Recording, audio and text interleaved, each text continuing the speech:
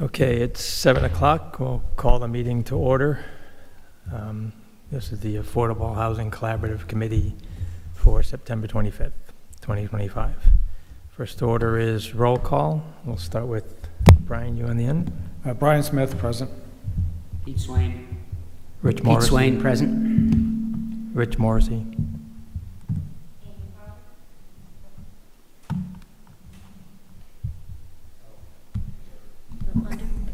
Give me yours. Thank you. Amy Crawford. And Brian Wagner for the Planning Department. Okay, so we have quorum. Missing is Sue and Josh. First order of business is the approval of the minutes from August 28th, 2025. Do I have a motion for that? So moved. Moved to approve the minutes. Second? Second. Brian seconds. All in favor? Aye. Aye.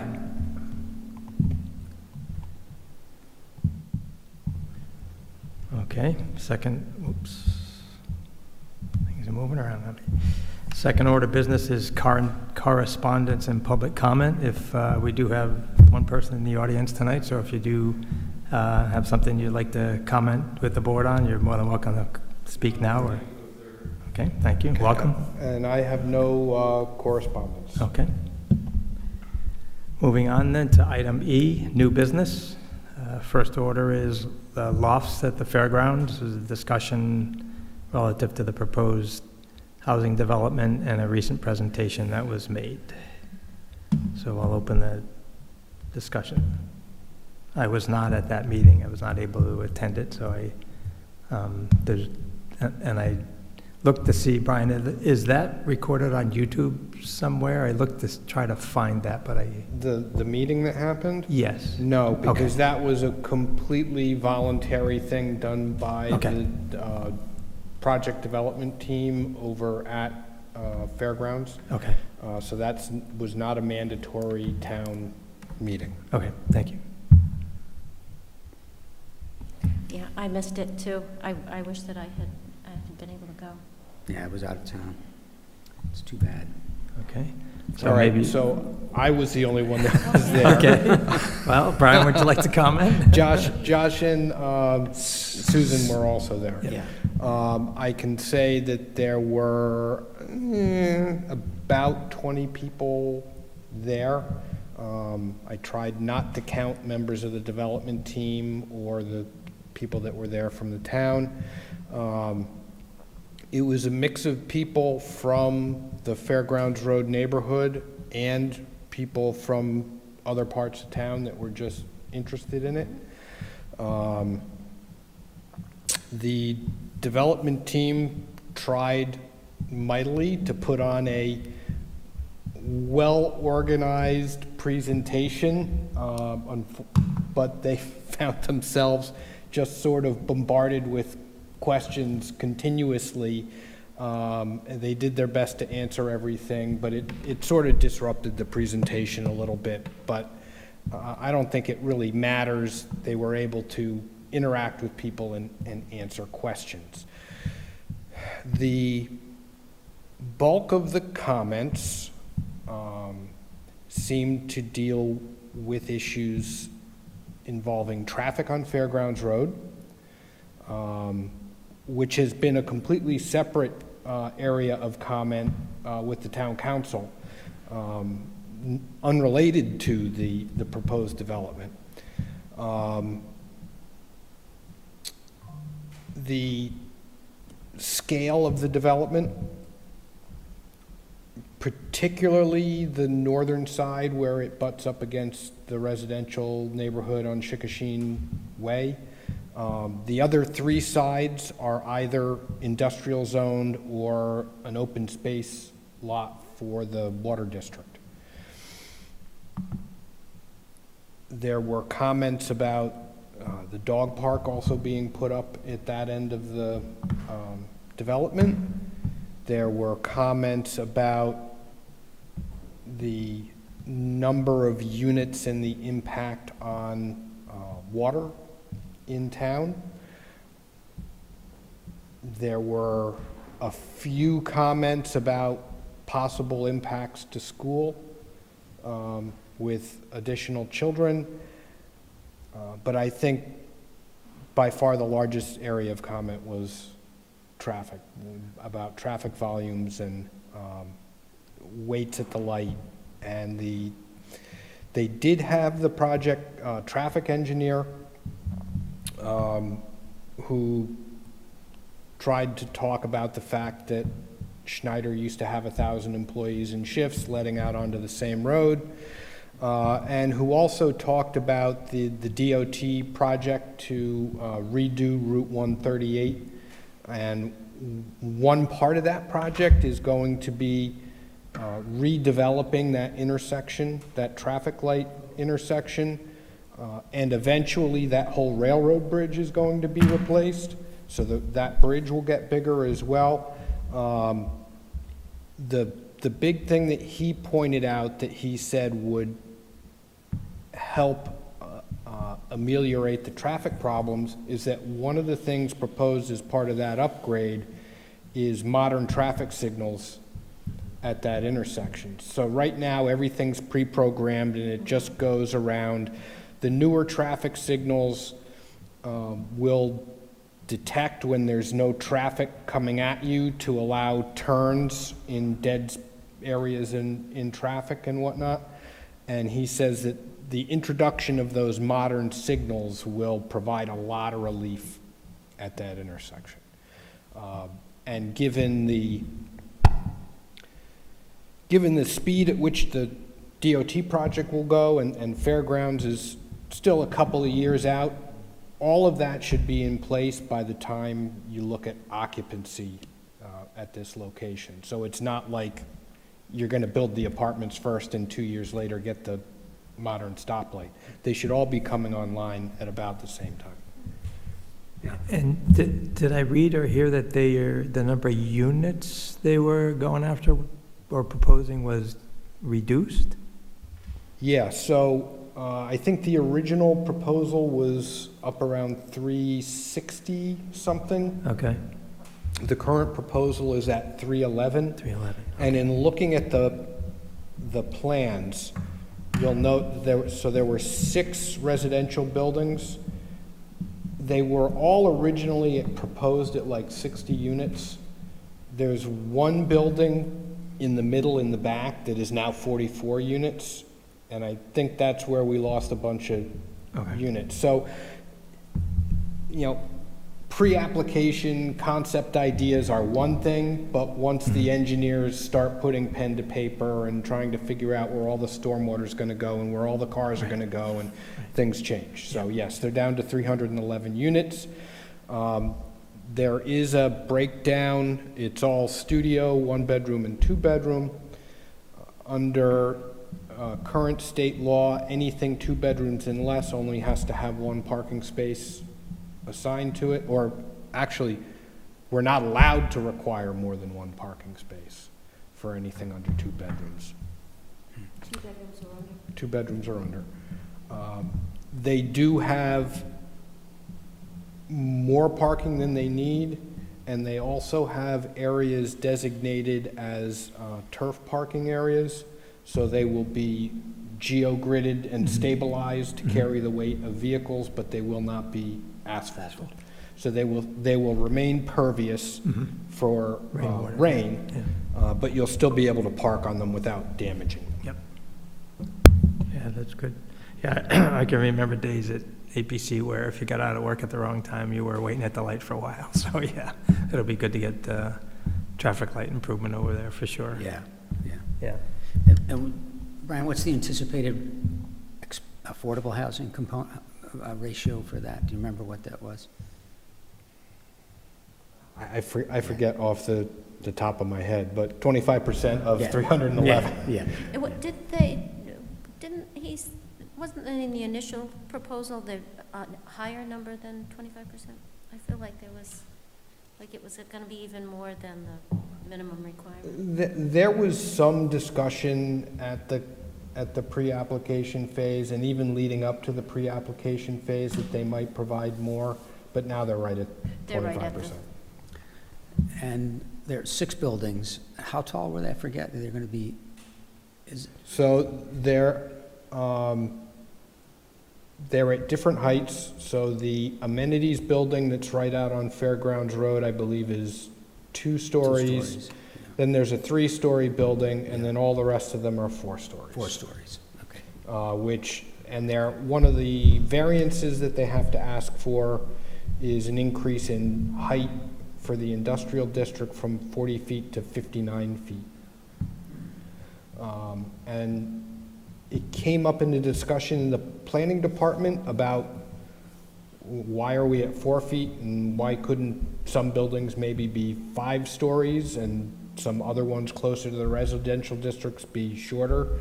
Apparently there's an engineering breakpoint for construction and design at 4 stories, and once you go above that, it becomes a different engineering exercises. So that's why everything caps out at 4 stories. 4 stories. Okay.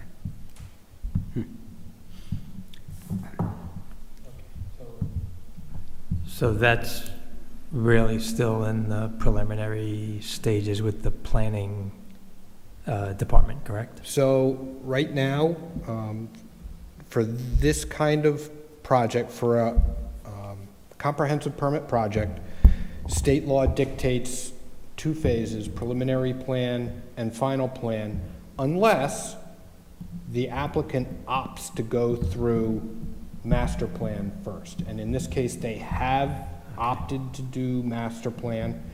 The benefit to them is not quite so much engineering required right now, but coming out of master plan, their approval will vest them in density for a number of units. So at the end of master plan, they'll know how many units they have. The only way that would change is if in going through preliminary and doing all the engineering, they can't prove that it works at the number and that they may have to cut back to make the engineering work. Yeah.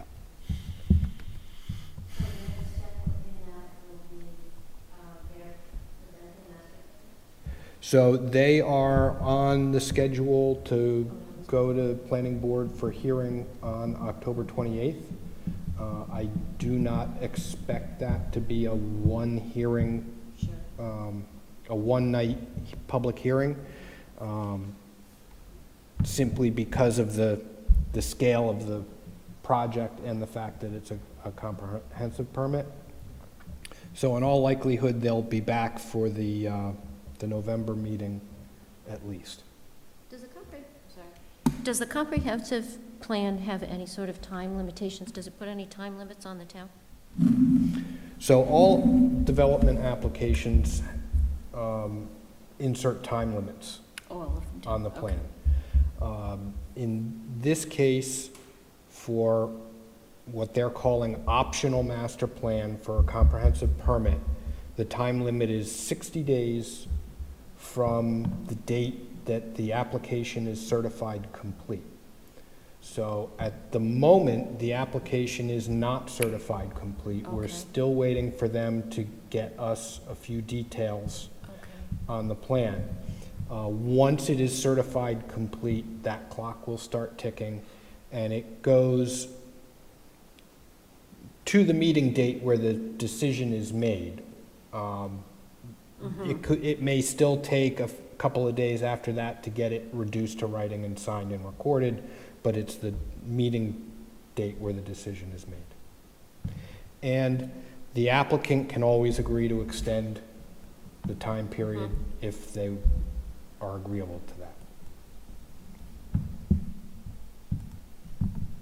Okay, any other questions or I comments? mean, do we as a committee have thoughts on that? I mean, adding 75 plus units is, I mean, I think it's a good win for the town. It's a good win for that manufacturer who just moved into the area, because when we first heard about it, they basically had the workers they were trying to bring in, there was no housing for them. So, I mean, if they could put housing right on site for some of their workers, I think it's a good opportunity. Plus, the proximity to the train Yeah. station is Yeah, no. great. And I think when we ever get to the transit-oriented, Transit hub. transit Concept, hub yeah. concept with Fits the- right in. it'll fit right into that very well, in fact, and I, maybe with the 138 redevelopment there might be easier access to the train station, who knows? Yeah. Yeah. The So- other thing I've been thinking about is, especially in concern about traffic, is that, it's true that they're going to be mostly, at least, employees of the company. Oh, that's not true. No. I No, thought that- that was going to be, I thought their workers were going to be prioritized. No. They may be, but the number of workers that moved up here from New Jersey is relatively small. Okay.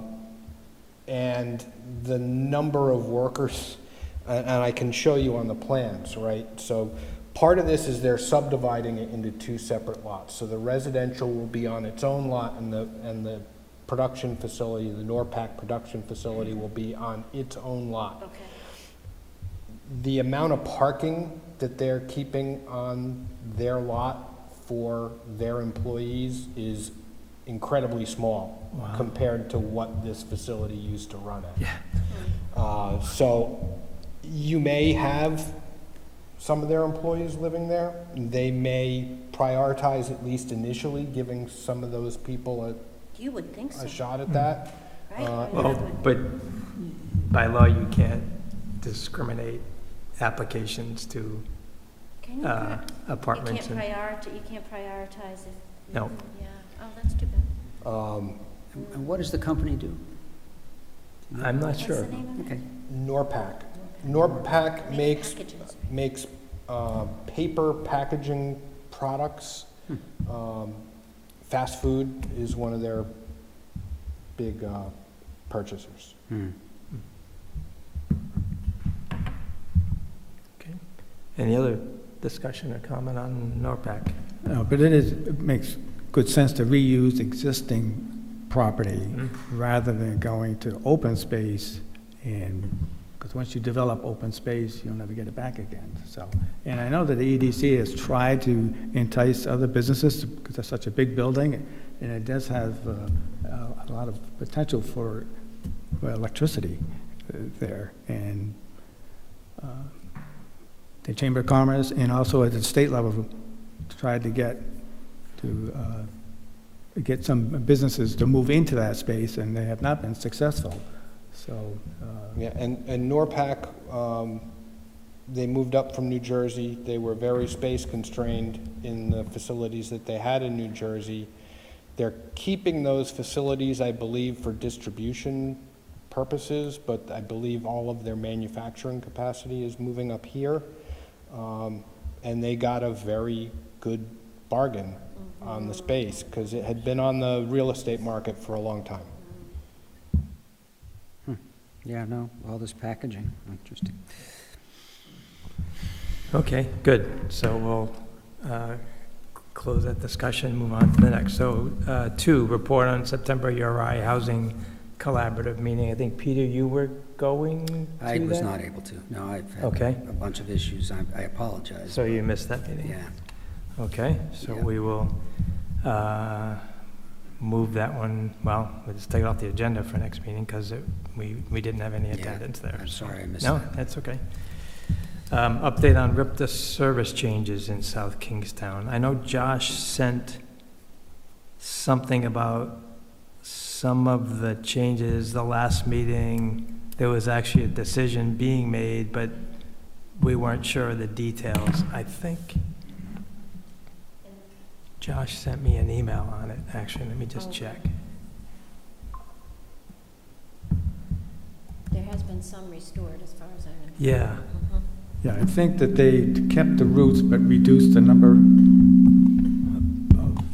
times that they'll, Yeah, that was my, to service. yeah. But the governor had said that he would come up with some additional funding because they're operating on a deficit, so, but, And then someone donated, who was it who donated 500,000? I mean, I know that's a drop in the bucket these days, but there was from somebody's fund, they put toward it too, so. And I did hear that Teresa Tanzi was making it, she was certainly making it an issue for the town.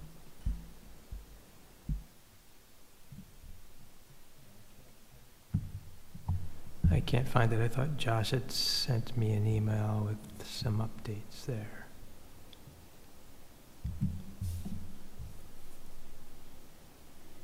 There we go.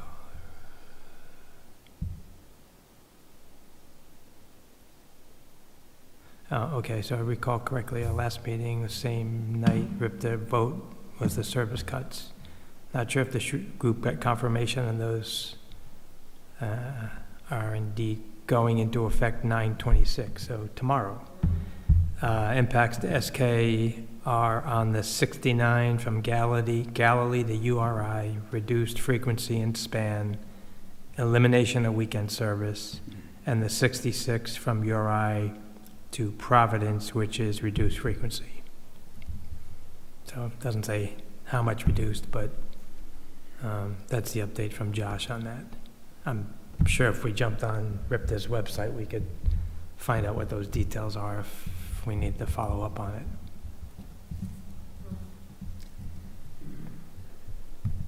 Okay. Moving on then, item 4 in new business, surplus property projects. Discussion on Wakefield Elementary, Oliver, and we did talk about, these did get talked about at the last meeting as well, which I watched today, even though I wasn't here, so I could try to catch up at least with what was discussed. And I think there was discussion about, was it this item that was discussion about drafting a letter to the planning board and town council, or was it the Yeah, I know it was the other two topics? I think there was also discussion about this as well. I mean, this is more of a development overhaul for the area. It wasn't, its priority was not a housing priority. It was an effort to try and make the area function better, look better, make it more enticing for people to go there. But the fact is that if you're creating a development that's now going to allow second, third, and maybe another half story above that, that's going to include housing. There's no way it's not going to include housing because we don't have enough retail to fill all that empty space, and frankly, the market right now is demanding more housing space, not more retail space. In fact, we have people in the commercial downtown areas of town, such as Main Street, where we do allow mixed use, but require commercial on the first floor, knocking our door down, trying to get residential on the first floor as well, because they can rent the residential. They're having a lot of trouble renting the commercial space. And our response to them has been, if you can continue to maintain the appearance to the street of having commercial on that first level, a small office, a small shop front, then we'll talk to you about residential first floor in the back. So. I would imagine that's for a lot of the landlords that don't have commercial renters right now on Main Street. Yeah. Yeah. We have one project in the queue right now, 82 Main Street, which is the old brick insurance building north of Woodruff, or north? Yeah, north. Oh, yeah. But if you look at it, has a very small frontage, but it's a very deep building. Mm-hmm. Deep lot. Yeah. So that's an example of a property where they said, we can put housing in the back of this, and we said, yeah, just keep that appearance up front. And we've had There was another building. So, excuse me, sort of like the missing middle ordinance. I mean, it would seem to me the missing middle ordinance might partially fill some of I- that gap management. Yes, Yeah. yes, right, because it's what the market is pressing Right, for right. anyway. Right, Yeah. yeah. Okay. So there was a draft letter attached to the agenda about that form-based code that we were going to submit to the town. So I don't know if people have. That's in the old business item, number 1. Oh, yeah, Yep. sorry. This is Yep. more to the It's surplus. 3 town properties Yep, that, yep, sorry, got ahead of myself. yeah. I mean, I went to the town council meeting last Monday night.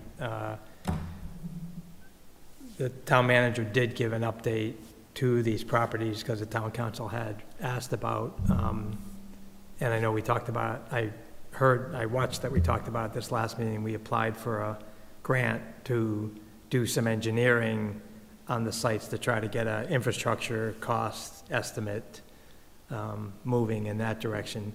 Is there any sense for what that timeline might look like from, at least from an engagement perspective? Or? I know we have the grant. I don't know if a request for proposals has been put out Okay. to spend the money that's in that grant. Oh, we did get the grant approved. We did get We grant did, okay. approved, yes. Was that for 600,000? It was 100, No. I think Jim said. What was No, it? I think we got 75,000. 75,000, okay.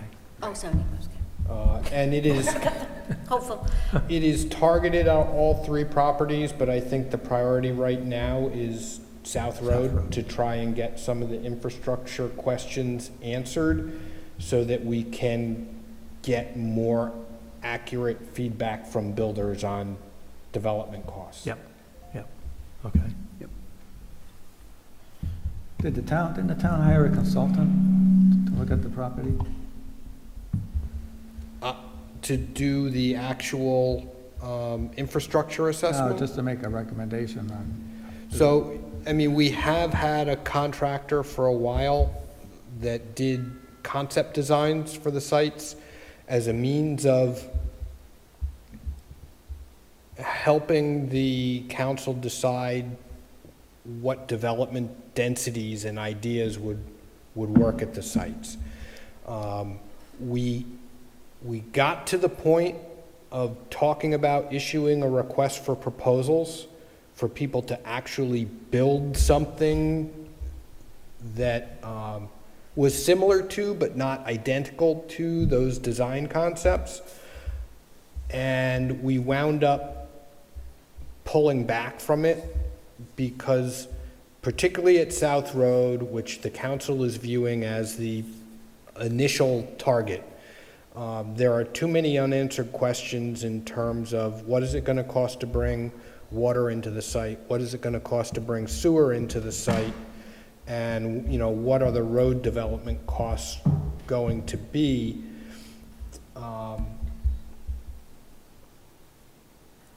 When we have a better handle on what all those costs are going to be, it'll be easier for developers to say, well, we can make this work if we can make this work as a 100% affordable housing site, or we can make this work at 50% affordable, and but we need 50% market rate to pay for the infrastructure work that we have to do.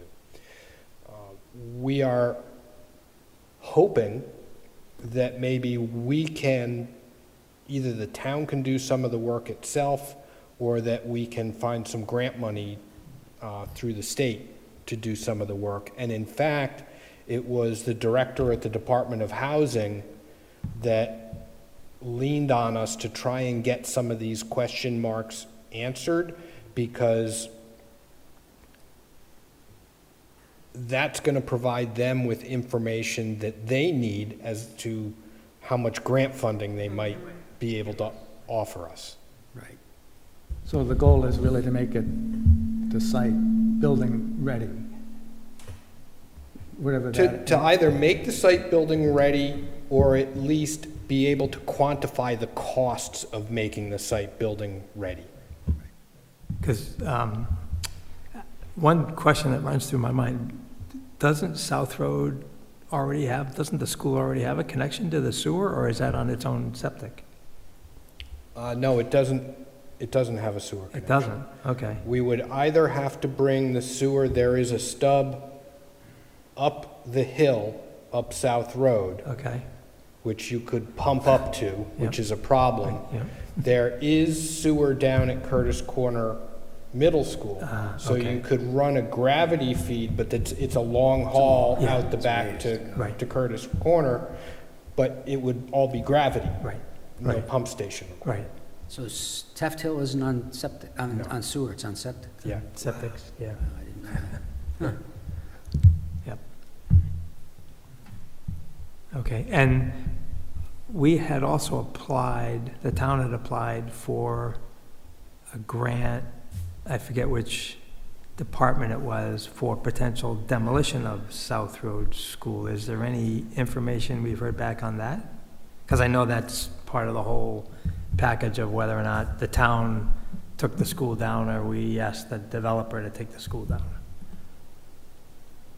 It was like I want to say it was a $500,000 matching I- I- I think that's $100,000. the one I was thinking. I think Yeah. we were denied that one. Oh, Okay. I know we applied for 2 grants. Yeah. Okay. I know we were denied on one, and I know we Okay. got the $75,000 on one. Oh, okay. And I think the $75,000 is actually the one where we asked for like $600,000. Oh, So we got something.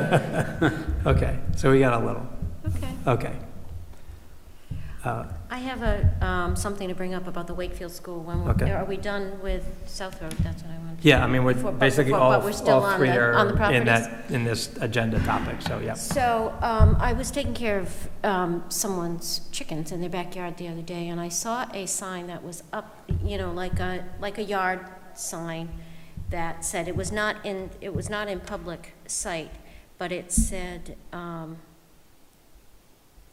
coming soon, high-end condos, for sale, Wakefield School. Do you know about that? So, This was in somebody's yard? Uh-huh. Like invisible sight on the street, or? No. Not in sight of the street, so, and that person did not, he didn't make it. He actually has memory problems, I saw him today, but he could not remember, he didn't know where it had come from. His kids are in the school system. And then, so of course I went to look at it, and, because I thought, maybe there would be some information about who was talking about this, and it said, for more information, call your town councilor. Yeah. So I didn't know, I wanted to bring that to your attention. I have not seen it in public, I have not seen it anywhere else yet, but what would we do in that case? I mean, it's a So, blatant lie. yeah, let me sort of run through that. So Okay. I am aware of some change.org petitions that are out there. Okay. I think there's more than one. Okay.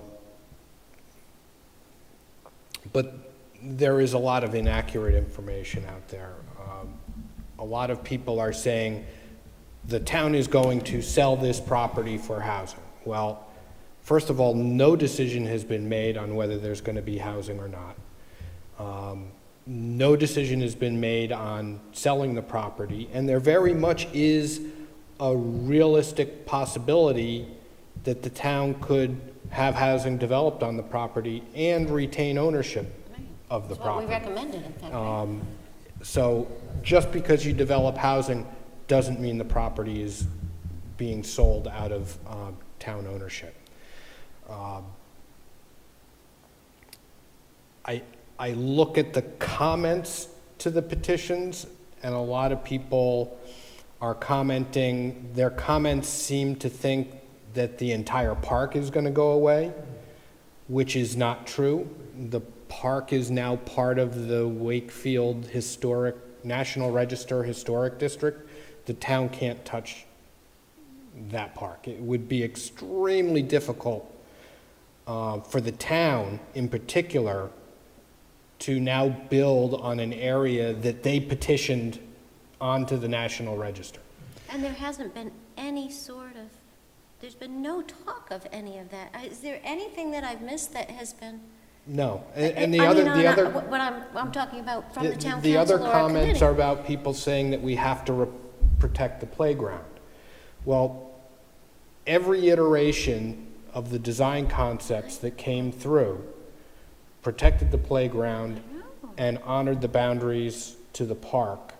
And in fact, the last iteration of the design concept for Wakefield, the one that showed the two big buildings with the architecture to resemble the original old school. grammar school that was on the property, that extended the park down along Right, the river. to the river. So the park is not going away, the playground is not going away.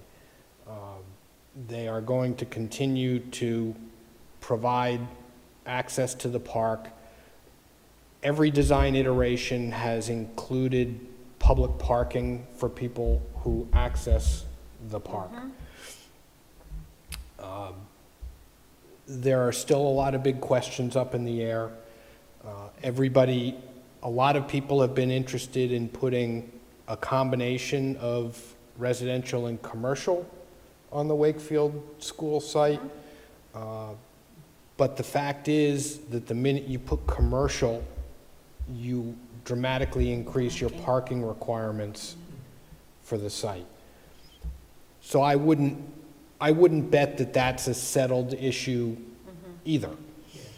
So it is still very much up in the air. No decisions have been made. And It comes back to something that we've talked about ever since I've been on the committee, and that is our, our outreach. It's frustrating to see, misinformation going out there. Having a question is one thing, but putting misinformation out without coming to the source, being the town council or whatever, and listening to what is actually being spoken about. Because, these things seem to be, they come from fears, and I understand that people have fears, but they're not based in that, there's no evidence that that's being discussed. So I come back to our role in being at least available to people somehow. A couple of years ago, summer before last, we stationed out at the river fire, and we didn't get a lot of traffic, right? But I think maybe now that people are, you put up Wakefield School and people are going to come by. What's happening at Wakefield School? People are going to come by, and so maybe we can think about some public spaces that, public events that we can try at least to get some information. Yeah. It don't know. What do you might think? even be worth reaching out to the Independent to see if they would be willing to Doing an interview? publish some group of data or set of data that we communicate via town council approval in terms of content, or business town manager approval in terms of content, to try to put some general information out there about these properties, so that there's one voice, at least starting to Yes. go into print, because I think there's a majority, I wouldn't say majority, there's a handful of people around town that do read the Independent, Right. and you do see the Independent on Facebook, you see it, quoting people there and so forth. They're at the town meetings every once in a while, but it might be a means to start to Yeah. channel some information via the media. I don't know. Yeah. And that is definitely something within your purview. Yeah. If somebody wanted to draft something for discussion and consideration at a meeting, we can do that. The board could vote on it, and you're absolutely right. I would have to send it to the town manager Yep. to at least get his take on it. I'm not sure it would necessarily have to go up to the council for approval. Yep. But in my dealings with Jim Manny, he wants to know, so that when it shows up in the paper and he starts getting calls Yeah, no, I from think he council should. members, Yes. he can say, Exactly. yes, I'm aware of it, I Yes. saw it, we talked about it. Yeah. Yeah, and I think one thing we could potentially look at maybe is creating an FAQ of some Oh, type, yeah. right? Where there's a lot of comments being made that we have enough knowledge to indicate that those comments may be somewhat misinformed.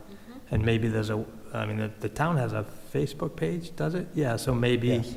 on the town Facebook page, we could do some work to do some FAQs about the status of the town properties, right? I mean, it might just, again, be like a public service announcement almost, but at least it's a means to have one voice from the town and the committees about the current status of the 3 properties and kind of where things are headed, and try to address a couple of the potential misinformation points that are floating around. And maybe that leads to it becoming a agenda item on the town council, because there's enough feedback that comes out of the community to Right. town council members that warrants it becoming a new discussion topic that way. Yeah, yeah. So as of right now, the petition has 727 signatures, I think, the change.org. Okay. And the And comments are... what does it say, Peter? Can you read, is it right there? Yeah, I think. Yeah, I got it.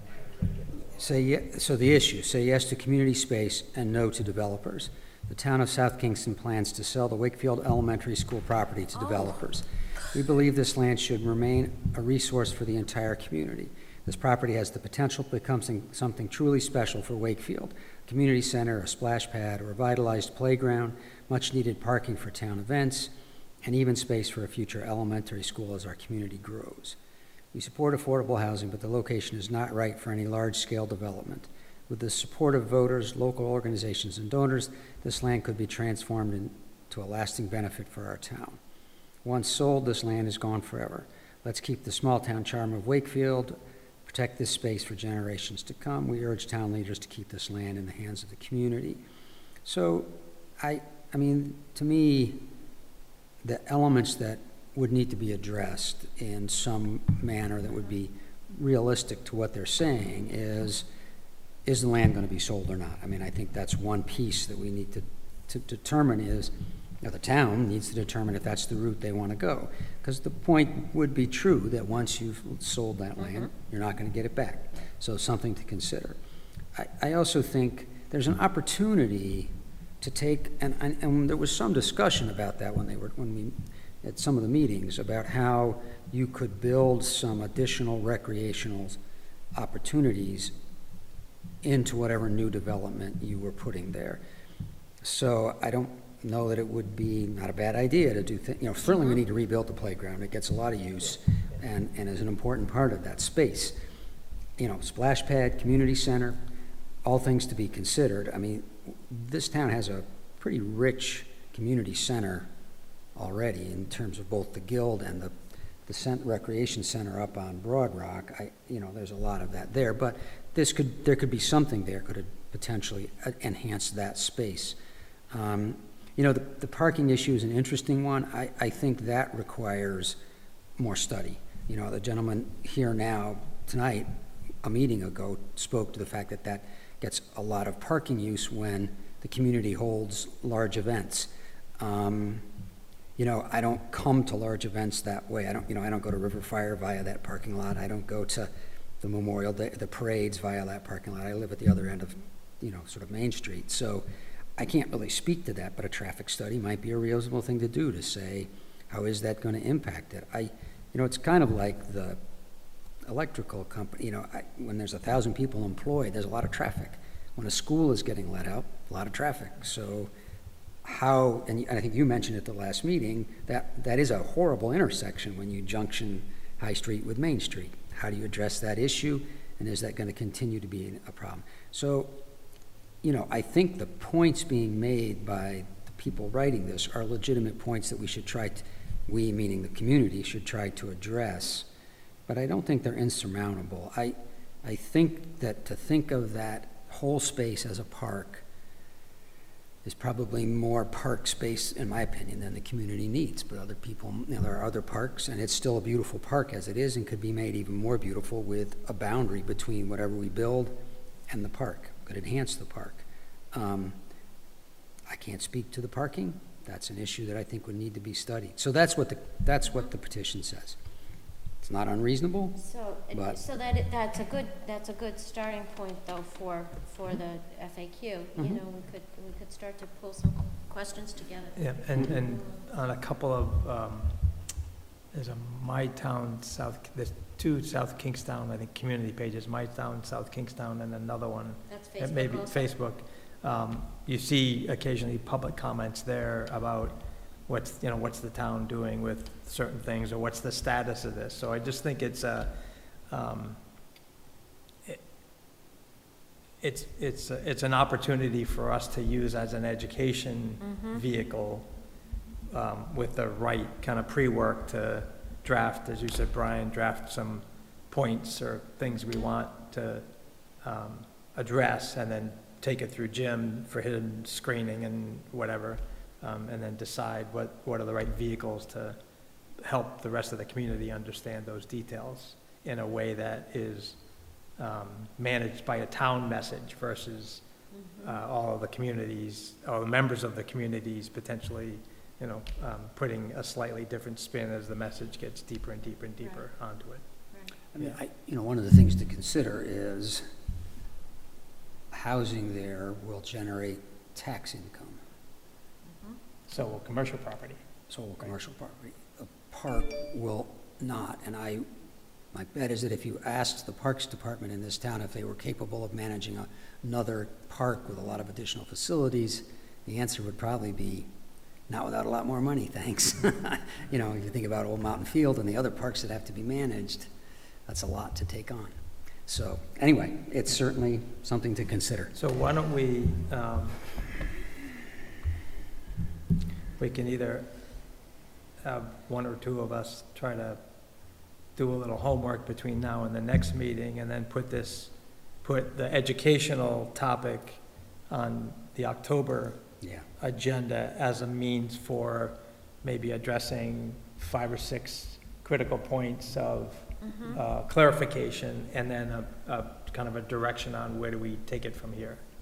Yeah, so I've done things with boards before in this situation, where if everybody wants to go home and create a bulleted list of things to discuss, I will compile them into a single document Okay, and put it on the next agenda, and you guys can work from that document Okay, in yeah. crafting a That'd be final product. I mean, if you're willing to do that, I think that would be a good, because then all of us can kind of, we may attack some of the same spots, but we may all hit different thoughts as well. Right, So, and I will, what I usually do is I'll take everything in, Yeah. and where there's overlap, I'll put those Sure. up at top Yeah. and say, okay, these were the most popular Yeah. comments, Yeah. and then Yeah. sort of work down from there. Yeah, that'd be great, okay. Appreciate you doing that, Brian, thanks. Okay, any other comments on the surplus properties? Just a point of order, Brian, are we okay to have just open conversation through our topics with the community members Yeah, I that mean, come, or? if there are people that want to talk on a particular topic, we can bring them up and they can. Okay, talk on I just wasn't sure if we had, it was like different than town council rules. where Yeah, you we're had to not be- okay, nearly that just- formal. I'm There's- fine with that. I just wanted to make sure I wasn't violating any open meeting act. So, you want to come up to the mic and, Yeah, I left the mic at this chair Okay. live, so you can have a seat rather than stand at the podium. just state your name for our record, and then, you're welcome. We'll love to hear from you. Hi, Morgan Parker from Northup Street. I actually was a gentleman, I appreciate that, gentleman, who spoke at the last meeting. But I think, this is a wonderful, I think from our point of view as community members, it's difficult to find a forum to have a back and forth conversation about these things, because I have been to several town council meetings. I unfortunately missed the last one where they did discuss some of the particulars of the Wakefield property, but there's room for public comment but then obviously the agenda moves on. So I think you have people here in this room that are associated with the change.org petition, and I think a good forum to ask your questions, but I think the motivation from the citizenry is that it's difficult to get the awareness of what's going on. So, I mean, I personally was here for the initial rollout of potential plans for Wakefield Elementary School, which was maybe the springtime of Tourette's, this the- year, or they all blur together, but in the spring. And so, you know, we were kind of left with like, hey, this is kind of some potential options. Like, all right, well, there's a long list of potential concerns with those options. And, you know, try to do your best to attend meetings and et cetera. But as far as like a forum per se, to have a back and forth conversation, I think it's difficult to find. And at 721 signatures, you know, obviously out there, people are going to have their own motivations for signing, but I think that the brass tacks of the message is accurate. You know, it's not talking about the park, it's talking about the Wakefield Elementary School property. And there is the potential that one version of this is that it gets sold. There are other alternatives. But I would say the most concerning is that a piece of town property in the heart of town ceases to become a piece of town property. And that's like, that never comes back. You're never gonna get that back. And I think kind of what I've reiterated at the town council meetings and then here as well is that this property as it stands serves multiple functions for the community and supports local businesses. You know, commercial space is highly available in town, difficult to fill. So that indicates that businesses that do have that commercial space, you know, it's important for the town to think about ways to support those businesses so they maintain and can pay rent, can pay the bills, can employ people in town. And I think the Wakefield Elementary School, as it stands, which is not the best version of what it is, does that already with Oktoberfest. You know, there was a petition for like a temporary license for Oktoberfest. All those people, you walk through that parking lot on that weekend, it's full. River Fire, full. All the parades, full. You know, the Muse, they have the canoe race. A lot's gonna be full because it's a beautiful walk right down across the park to a local business. And I think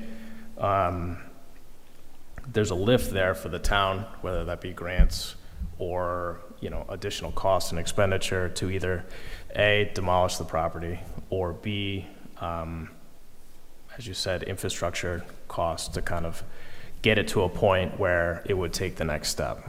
So that's an outlay for the town.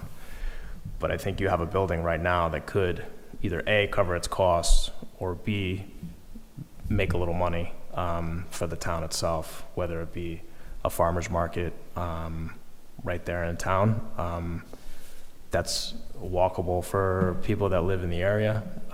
That's a way to pull in rent at least once a week. And then, you know, you've got multiple different classrooms that are all kind of like ADA accessible. The school did have internet. I mean, we're only talking 2 years ago, so I think this is the Affordable Housing Committee, so your motivation for these properties is affordable housing, but I think there's a motivation in town by the citizens to see that be something else, and I certainly think that that's worth exploring. I have a question for you, Morgan. Yeah, sure. How do you think that we could get a satisfactory amount of participation in a forum? Because we've offered a few throughout my tenure, which has been whatever, two years or so. You know, where we've had individual times here that, you know, separate from any town council meeting, and then we had the charrettes that I think what you're referring to at the oh, it's not Able City, who did the charrettes? Union Studios. What was it? Oh, Union Studios, right. So they've had a couple of things. Did you feel unsatisfied that you couldn't ask the number of questions that you wanted there, or do you, what other? Because obviously we want to have participation. I mean, I think the Union Studios thing that I saw in the springtime was that, but it's, I think you have to be very keyed in to what's going on in local government to, like, be abreast of these types of things. And if you're not, we're all busy, so you miss it.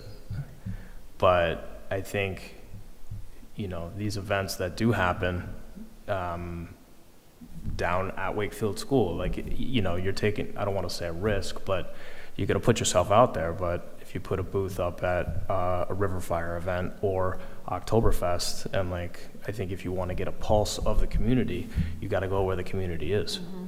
Yeah, and we have done that. We went to 2 river fires before, but as I said in this meeting today, maybe that was last summer, so maybe, Yeah, I mean, I there's think more interest now because it's more, it's more in people's, Yeah, this is more of a more immediate. hot topic, but a more of a front and center topic than it certainly was last year. So people certainly have a higher level of interest. Mm-hmm. So I would, I guess I would tend to agree with you. There are not really many or any forums where you can have an exchange and dialogue with Right. people in the community and the town government that is open and free-flowing, where you get a level of acceptance as a community member that you feel good about, right? So at least I would say within our council, we are an advisory to the town council and the planning community. And we're here to listen to what the community has to say and help advise the town council on what we think is the right thing to do, not for affordable housing necessarily, but for affordable housing and the community of South Kingstown and the people of South Kingstown.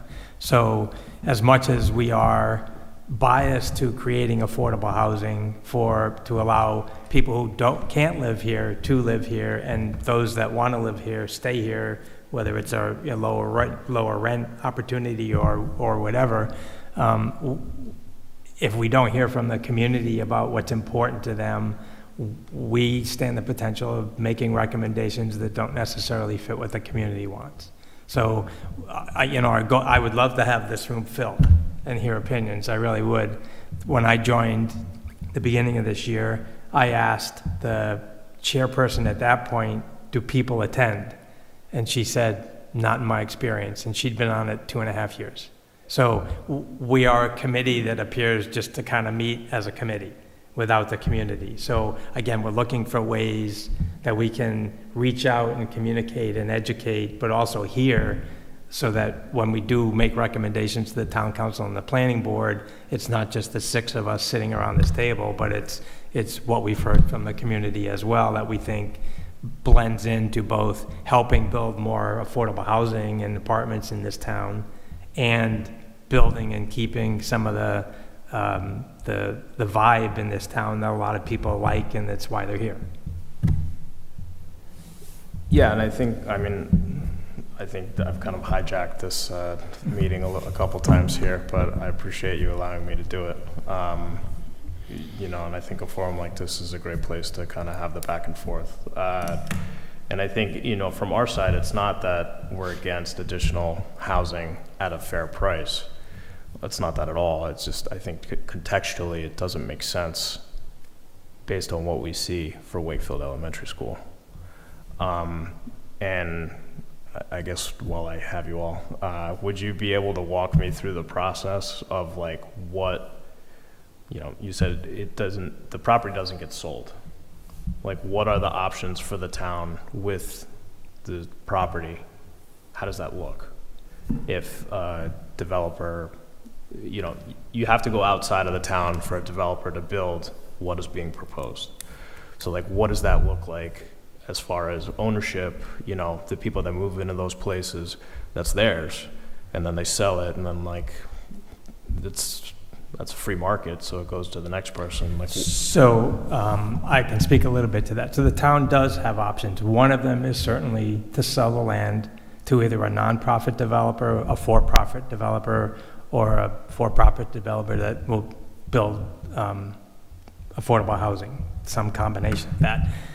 Everything I have heard to date, that is not the intention of the town council. The intention seems to be to hold on to that asset as a piece of land and look at opportunities for how it can add more value, both in terms of land value and in commercial and real estate value to people who want to live here.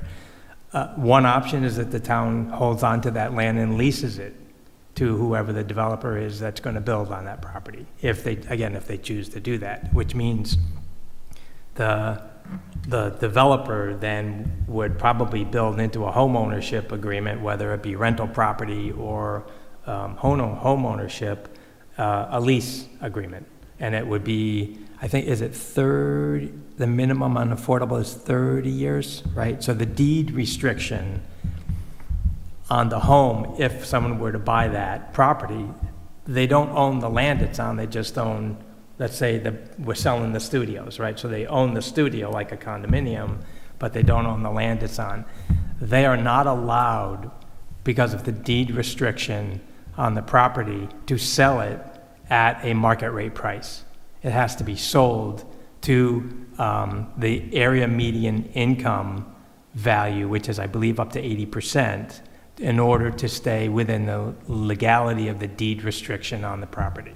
So they can't buy it and then turn it around in 2 years and try to sell it for profit.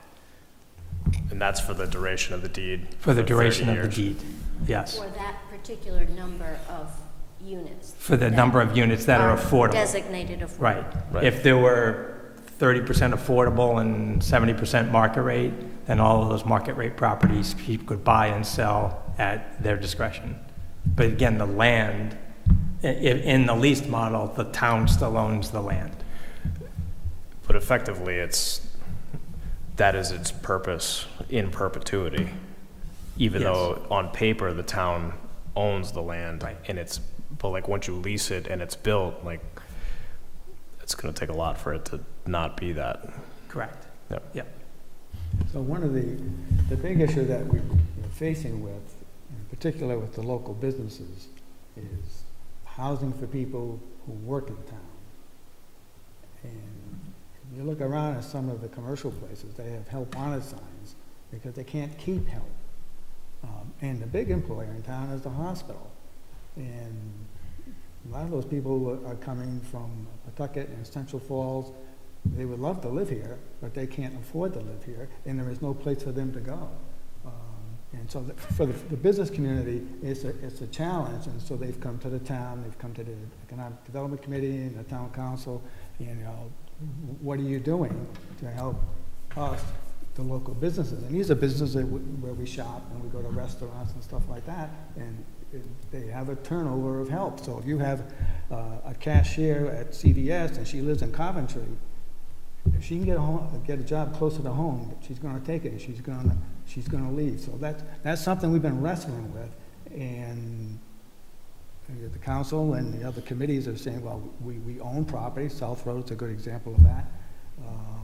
That could be converted to housing for people who have jobs who work here. So that's, and on a personal level, my nephew works in town, and he lives in town in a multi-unit building, and it got sold. And it got sold to a corporation. And he's going to get a 30-day notice that you got to get out. And he has no place to go. He has no place to go. Not in this town. Now he has to go out and buy a car because he's able to walk to work. Now he's got to go and buy a car. So now his whole personal life is all turned upside down, and saying, what's the town doing to help people who work here? Yeah. I think That's a struggle. Yeah. It's a struggle. I think the thing to keep it in perspective is we're years away from touching Wakefield School right now, based on the the direction that the town is moving through to try to do the due diligence it feels it needs to do before any action is taken, again, with South Road first primarily. And I think the opportunity to change the footprint that has been proposed in the Wakefield school area is there. I mean, I don't remember what the density numbers were on the last proposal from Union Studios, but I mean, even if the building ends up being one building versus two buildings, you reduce the size, you still create some livable space, you don't make as big a footprint in where the South Road, where Wakefield School is today. Maybe it sits a little bit more in the corner, you don't need as much parking, maybe there's fewer commercial spaces. But to me, all of that is still undecided at this point, even at the town council level. So again, I think the more people express their opinions to the town council, and even this committee where we can help transfer that information to the town council, the more you keep an open dialogue going with them, so when the time comes for them to decide what they think is the best thing to do with that a lot of time will have passed, and hopefully they'll have experience from one of the other two properties to say, well, maybe this scale is too big, maybe we should make this scale a little smaller, maybe we shouldn't do this at all, or maybe we should look at an option that wasn't even presented to them through, because again, all of that is design concepts at this point, and that's all it is. But it creates the dialogue like we're having here tonight, because on paper it doesn't look bad, but as you start to get closer to decisions, then more people start to pay a little more attention to it when you hear what may possibly go on. So again, I would just encourage you to continue coming and speaking, and friends and others who have other and similar opinions or different opinions to help us as a committee provide the right level of guidance to the town. Could,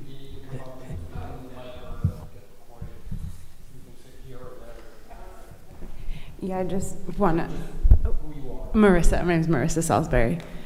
Yeah, I just wanted to echo everything that Morgan says. We're both kind of in this, I don't want to say fight together, but we're both supporting this town and preserving it and, all of that. And we all agree housing is needed, and, like he said, maybe not that location. I just want to say another concern behind it. I just want to give you what people are talking about in the is the first of all, the town was devastated when the elementary school closed. I literally moved here with my kid, and then a year later the school closed. I was watching, I was this was gonna be, but it's gone now. But the schools that are getting overcrowded now, and there are so many young kids and babies in this. It's a very young generation that is now kind of taking over this area, and there's concern that in the future there's going to need to be a new elementary school, and where is the land going to go for that, right? So that's another kind of opinion that is being in the community, well, if we don't build, because if you build on it, sure, the town might still own it, but there's going to be apartments there forever, so a big conversation that's being had is okay, well, that's why it's being discussed to make it more of a park, a splash pad, a community center, something that can be used now, so in 5-10 years there's a space that we can just put a school back up if it's needed, instead of having to go find land somewhere, buy land somewhere else, knock down another building. It's physically here in this historic town. Keep it historic, keep it what it is as long as we can, and if we can repurpose the school one day, that's that's another big a big opinion that's going around as well. It's not just we don't want housing. It's no, this land is so useful, so let's keep it being useful for the immediate community in the future, school, say, things like that. So I just wanted to echo him, because there's a lot of us that feel that way. Thank you. Thank you. Yeah, so just a couple of things. The Economic Development Committee looked at the idea of repurposing the school building, and the costs associated with trying to do anything with that building would be way more than just knocking it down and building something else. It was a building built in the 60s. There's no insulation in the walls. The windows are single pane. There's no insulation in the ceiling. You have a dated heating unit that's not environmentally efficient. There's just this cumulative impact of things that would need to be fixed and updated that makes the expense just not worth it. And it's sad to see a building that's built that way, but that's the way we built things in the 1960s. Yeah. It was single-purpose building that had a lifespan, and it's reached it. So it's a great idea. I'd love, from an environmental perspective, to see something not go in the dumpster, but the reality is that that's not likely to happen. But I agree that this whole discussion needs to continue to happen, and I've said it from the beginning. Of the 3 surplus sites, the one in Wakefield is the one that has the most varied possibilities of use that might get associated with it. It's in the center of town. It would be a good place for housing. It's on a bus route, it's on a bike path, but it's right next to the business district. It might also have great commercial applications. It's right next to a park. You could expand. I mean, there are just so many different ways to look at this that we need to have this conversation and keep it going, and hopefully we can all come to a point where we find something that works for most people. When we first knew that this was going to wind up being a surplus property, there's a member on the Economic Development Committee who works for South County Hospital, and I asked him, could this be a satellite facility for you, an outpatient, administrative offices? He said, no, we really don't need anything like that. What we do need is housing. We go to hire nurses and administrative staff, and they come here and they can't find a place to live. So, I don't know. Not saying that it has to be housing. I'm just trying to make the point that there are a lot of different things out there. And I agree with Richard. I think this will be the last of the properties that result is settled on, because we're going to have to go through this whole thrashing it out process. Is it, I don't know if this is a question for like this committee or whatever, but just speaking of like people trying to find housing and like for the hospital employees and everything, I've heard that there's going to be like hundreds of units built around the town though, like up by Shaw's. I believe they're putting a whole housing up there. Like I feel like there are units coming, right? So there are 2 52-unit apartment buildings in the final stage of approval at the southern end of South County Commons, down by where the hotel is. Yep. So that is just about done, and I think the minute we sign off on final, they're probably going to start construction there. They're very anxious to get going. We have another project, which we started off talking about at the beginning of the meeting. Maybe you weren't here. Over in West Kingston on Fairgrounds Road at the old Schneider Electric building. There is a proposal that's just at the very beginning stages, looking at 300 units of apartment buildings. And both projects are studio 1 and 2 bedroom projects. So they're looking at the small end, the young people looking to try and find a place to get started, or maybe older people looking for a place to downsize to. In West Kingston, it may be some URI students, although they have expressly said we are not looking to attract undergrads, but maybe grad assistants and young professors as well.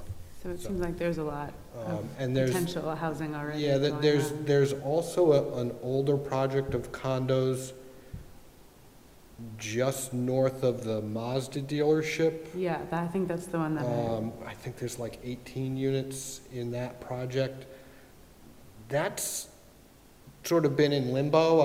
I think what happened was that got all the way to approval for COVID, and then the building costs went through the roof, and now I think the developer is kind of sitting on it, waiting for building costs to come down a little bit.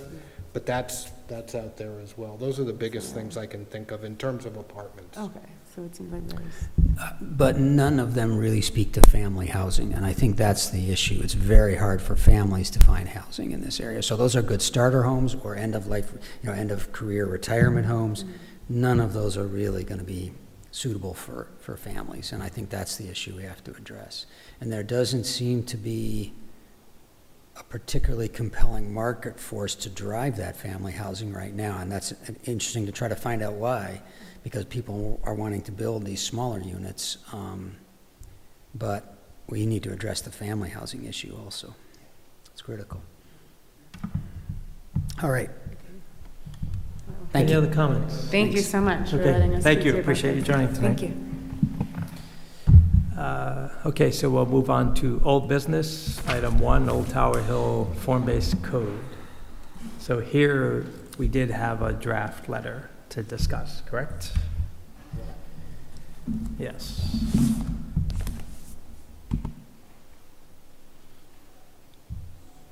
And then,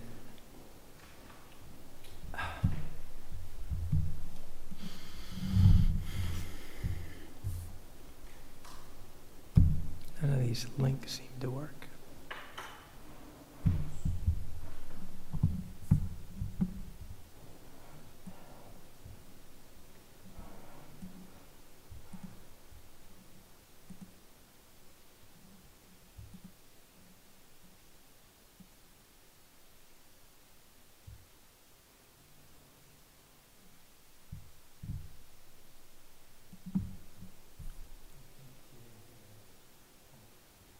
Oh, no. I mean, I've got it on mine if you want to look at it. Are you looking at your letter? Yeah, yeah. Or what were you looking for? What link? Would you mind doing that? Because I click on the link and it just says making it.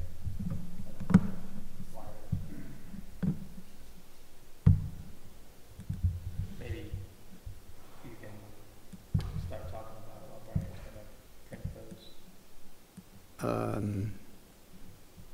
This is your draft, right? Yeah, Brian took a look at it and made a few changes, but they were fine. I mean, I don't know if people can read it or he's going to print it out.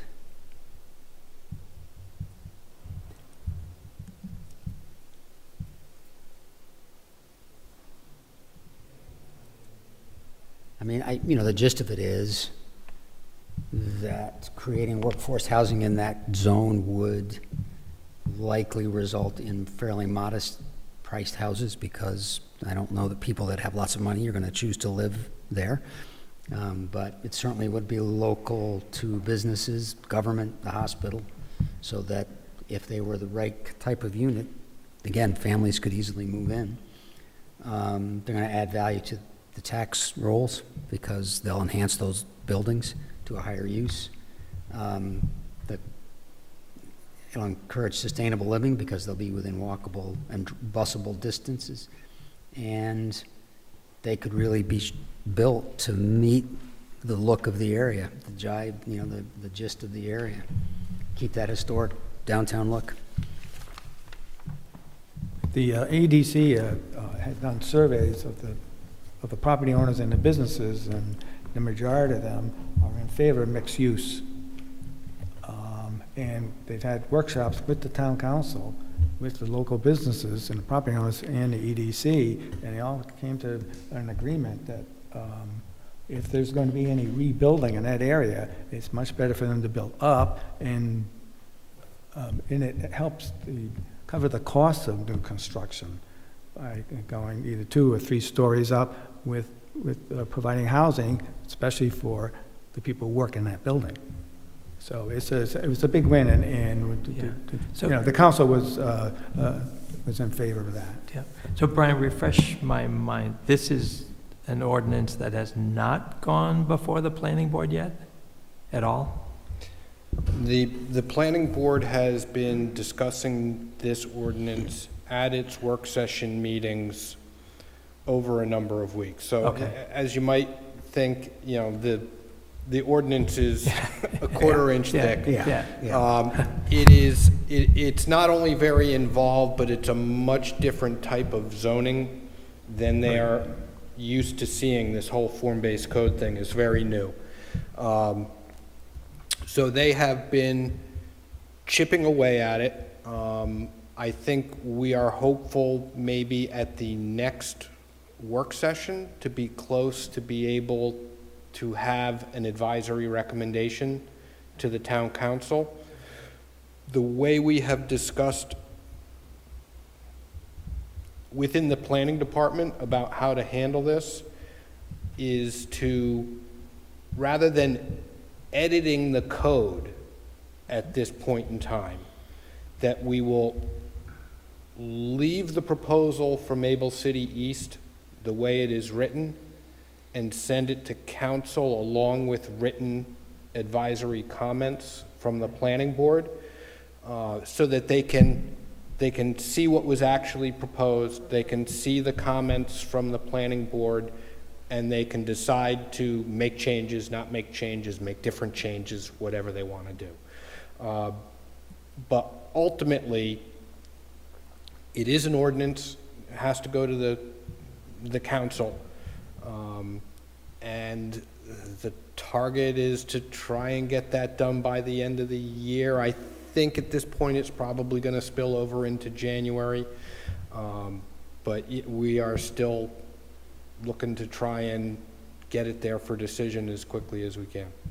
I mean, I think it's good that the planning board's looking at it now at least, and with our recommendation coming to also support an implementation of an ordinance, I think that the timing probably could work out well. Yeah, just to bring you up to speed as to where the planning board seems to be.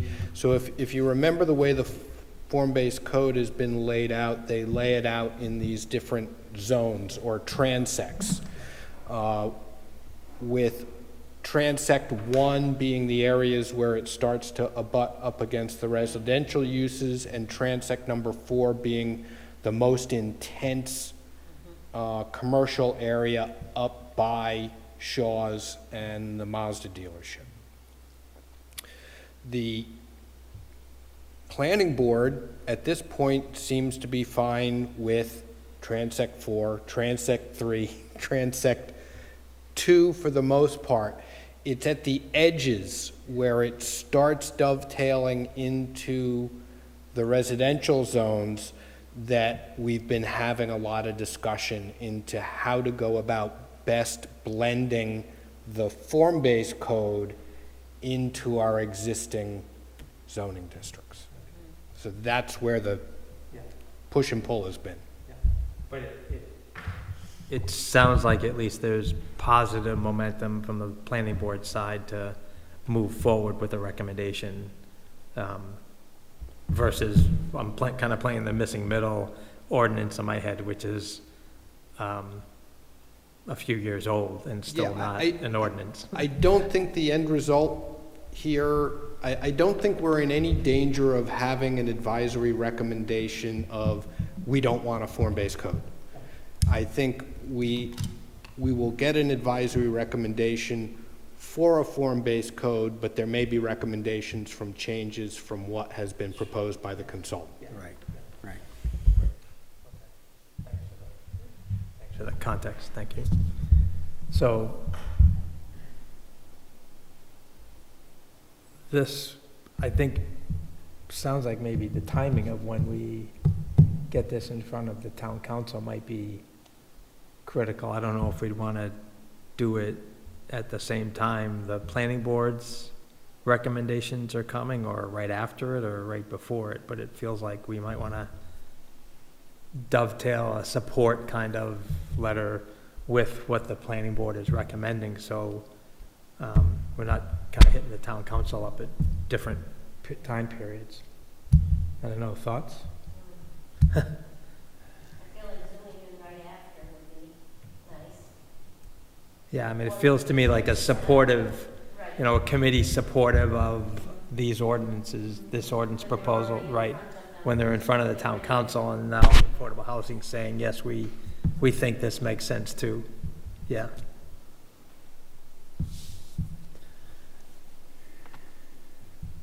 Does anybody have any input on the draft?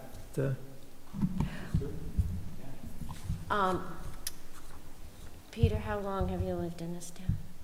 Pardon? How long? You said South Kingston. Oh, We need a W. oops. In the Honorable South Kingstown Yep. Town Council. Right. Sorry, I shouldn't have been fresh. No, that's, I was really, A good catch. truly teasing. That's no, it's a good catch. it's been a thing.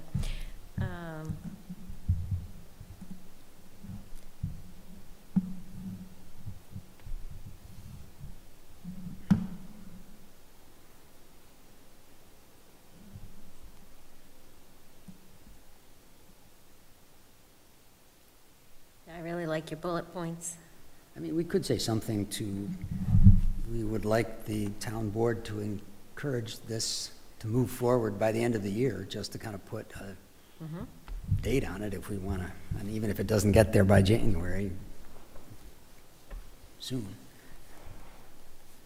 And I don't know, how specific was the Economic Development Committee, or what was the context in which they asked businesses if they supported that plan or not? Was that sort of overwhelming support, or, I don't want to put something in here that speaks to that support if it's not really concrete. I believe the EDC had already submitted a correspondence to the council in the past on the mixed use for Old Tower Hill Road.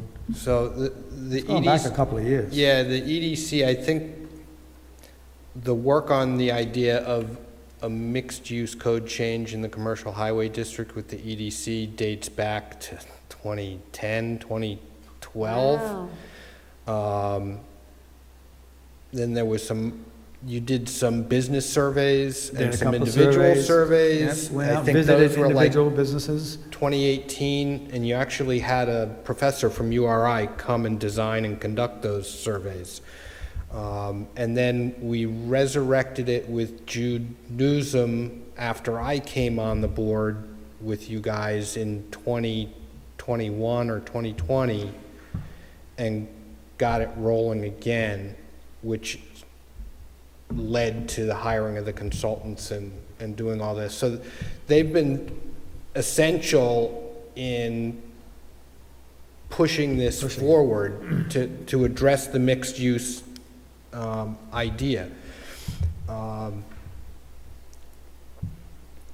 The EDC is also actively talking about drafting their own letter in support of the form-based code as well right now.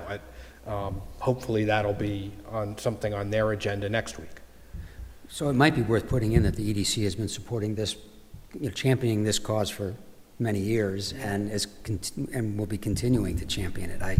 It might be an interesting, another good bullet point. Well, I was just thinking, right at the end here, where we say the planning board has had ample time to review the plan, we might want to say, we support the planning board's initiative or direction to implement form-based zoning. Again, Well, it's I a mean, timing thing of when the planning board actually hasn't taken action yet. well, I know, so- but that's what I was saying, the timing Right. of when we send this letter might, We encourage Affect the how we we say it. encourage the planning board. Well, it kind of says that, I guess. Kind of on a The plan has positive. gone through appropriate public hearings. The planning board has ample time to review the plan. Now it's time for the council to approve the plan. So I guess we do speak to the urgency of that. But I So- think it would be good to put in something around the EDC also supporting the plan. I mean, that's an easy sentence to add. I mean, you can easily say that the EDC has been spearheading this for over a decade, and Yeah, so that I- is completely accurate. So I think a sentence to say the EDC has been championing this for over a decade would be just a nice Yeah, sentence to add yeah, to it. That's all it yeah. has to say. And it would underscore that this is supported not just by affordable housing, but also by the business community. I mean, I'm sure there are business owners that are saying, no, we don't want it, but it seems like there are many who have said they do want it. I would go more toward, when you're talking about the sentence about the planning board, I would go also more toward either encouraging or appreciating their consideration. It sounds a little bit like if I heard that about me, like, oh, you've had ample time to do this. Yeah, Like, that's get to it. why. You've done something a little bit, I think it's you the haven't ample done your time that job is sort of thing. kind of hitting me with. Yeah. If we want it to be collaborative from Well, we sort of- agree with the other boards, it feels like it's kind of a little bit of jab in the A little bit of a side. jab. Yeah. But that was a little bit of what our discussion was like Well, last it month. was, yes, it was. Well, and Right. that was specifically about Horsley Witten? Was that about missing middle? No, no. No, it was about this one too? Yeah, But yeah. they are actively working on it, you've said. They are, I mean, but it depends on what your goals of this letter are, right? Uh-huh. So if you were to say that you were interested in sending this forth now, Uh-huh. and leave in this language at the end, it might result in the town council applying a little pressure to the planning board to say, hey, we're waiting for you to I think get that this was the done, intent. Yeah. Does that because we ever want to happen? act on it. Does the town council ever actually provide, a little pressure? Things get said, messages get passed Okay. along, yes. Okay. I mean, I don't think anyone's going to stand up at a meeting and say Uh-huh. directly, Yeah, that's the but other thing that would be good. people are going to say, come on, let's get Yeah. this going behind the scenes. Mm-hmm. I don't know. I mean, we can change it, but I felt like that was sort of the gist of what we were driving at last meeting, was to put a little bit of pressure on. So in terms of timing, Richard, you guys will have another meeting in October after the next planning board work session. You might want to wait to Yeah. see how that work session goes and where they stand at the end of that Okay. work session.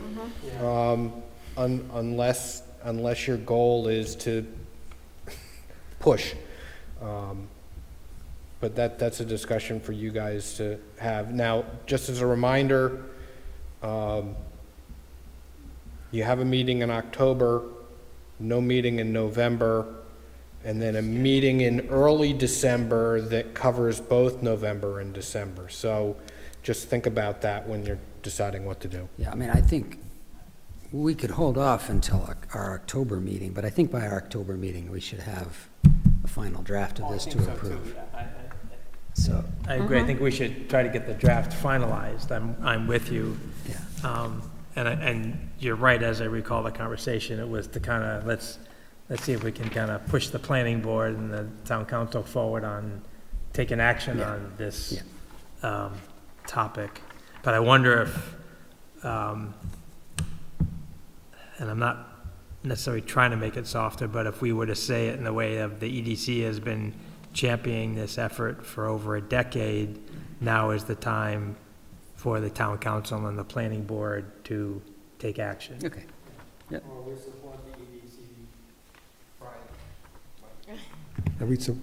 We support the EDC's recommendations to the town council. Now, on the flip side of that equation, to go back to the not waiting option, if you wanted to write to the council now and say, hey, the goal was to try and have this before the council by the end of the year, we're at a point in time where accounting for advertising and public notice and everything like that, and the holidays, Yeah, you're running out of time Yeah. if that's your goal. yeah.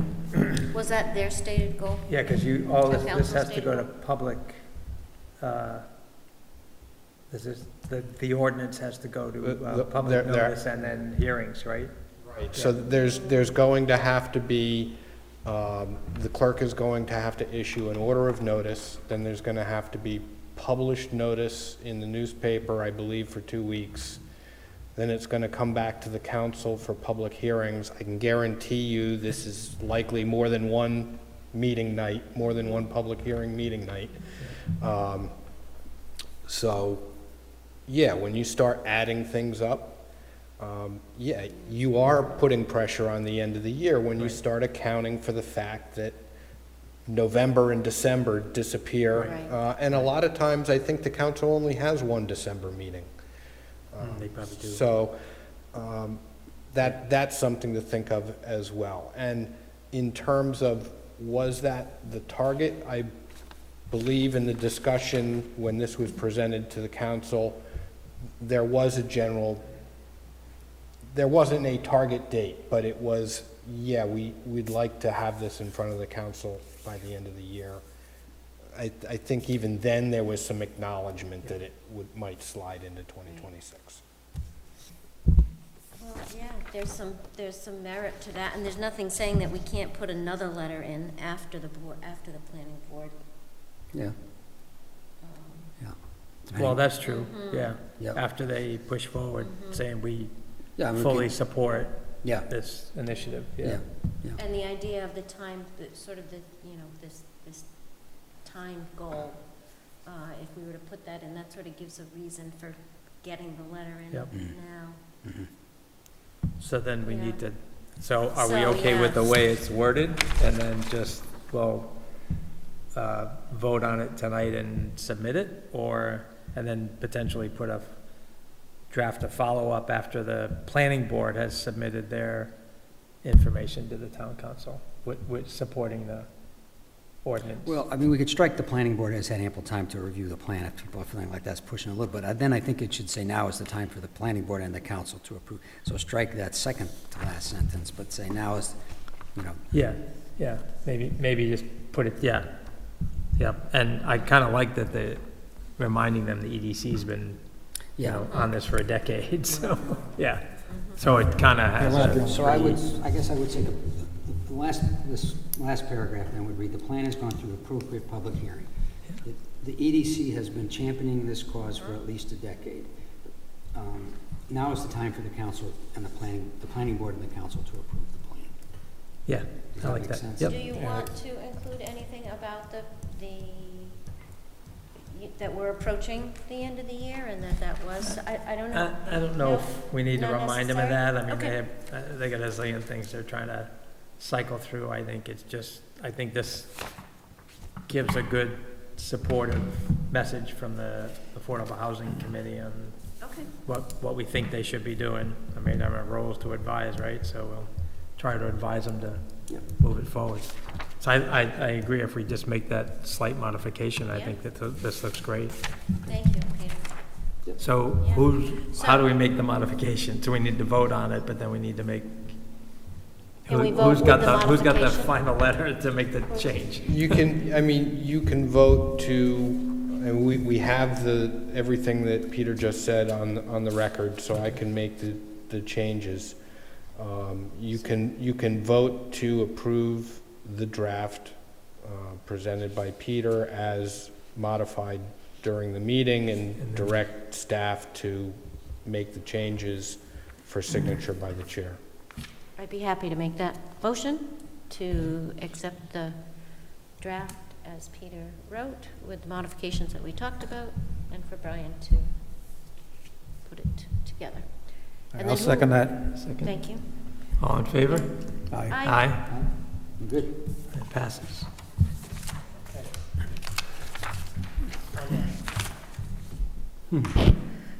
And who's going to sign that?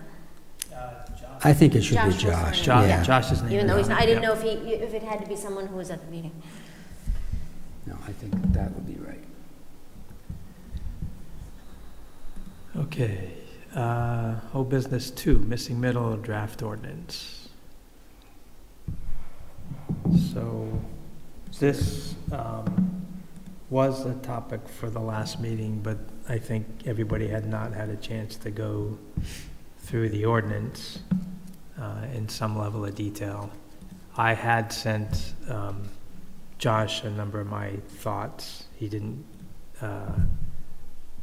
he basically spoke to the summary at the last meeting of what I had kind of encapsulated, but my general thought were, it felt like there were a lot of conditions in there that didn't necessarily need to be part of the ordinance, that were restrictive if we were gonna try to build affordable, mid-level income housing. I'm not against some architectural form kind of design so that you have some mix of elevations in the communities or whatever that they're built in, so there's some different looks. But I think dictating specific types of material seems a little overbearing to me in terms of an ordinance. But I wondered that, I had specifically thought about the materials and thinking, it definitely said no vinyl siding, right? So, but materials change over time. They change over And some things time, become much better than they were, Right. years ago. And in terms of durability and sustainability, thank you for coming. You've got products out there on the market that are, I think should be used in some of these homes because it costs a lot less to maintain them. And they're more durable and they're better for the environment from a long-term perspective. So there's trade-offs both ways, but the more we try to start to dictate form and function in what a builder puts into a house, the more you drive up cost. So, but I think overall the ordinance is generally written very well. I got, one thing Josh didn't share, and it could be that my math is all wrong, but on page 4, where it speaks to all of the size restrictions for height and facade width and roof pitch and so forth, the math didn't work out for me in terms of some of the square footages. And so it could be that I'm just not reading it correctly, but as an example,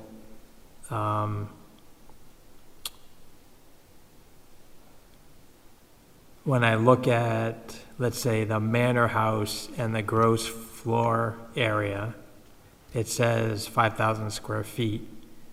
Yet if under the lot size provisions, I can have up to 6 units, and each unit area can be 1,200 square feet, then my gross floor area is going to be 7,200 square feet, not 5,000. So I could just be misinterpreting this table, and if I am, great. But when I started to try to work some of the math in these different limitations, the square footage areas didn't add up. The only thing I can think of is it set up so that the expectation would be so you can have something up to 1,200 square feet, but some of them can't be. They can't all be 1,200 square feet. That doesn't necessarily make sense. I'm just saying that might be one way that it could work, but I agree with you that I didn't even look at those numbers to see if they added up. Yeah, again, I was just kind of looking at how many units could be in a building, and then what the unit area I could build up to per unit. And then, these are all maxes or mins that are described, but the numbers just seem slightly off. So and somebody could have gone through all this math and been 100% on, and I'm just reading it wrong. So, but again, when I did it, it didn't work for me in terms of the numbers. I think Amy's point may be valid, though, that it may not be set up so that you can max everything out. That if you want your maximum number of units, you're going to have to build smaller units. Smaller units. If you want bigger units, you're going to have to go with fewer units because you're trying to keep the overall building envelope constrained. Right. The problem with that in particular, with the manor house, though, is that it has to be, in order to fall in this ordinance, you have to have a minimum of 6 units. So you would necessarily have to have either a very small unit or Right, all of right. them. I mean, you could have all a couple them. of 1,200 square foot units, And but then now you're already still up to really 24, left, yeah, and the you other really 4 don't are have much gonna be left. small. Yeah, They're under 1,000. So, yeah, that's yeah. interesting. I mean, like I said, Brian, when I just did the straight math, the numbers didn't work, but. You could be right. I Yeah. mean, I haven't done the math, so I'm not in a good position to question you, Yeah. Richard. But again, that was just kind of one area.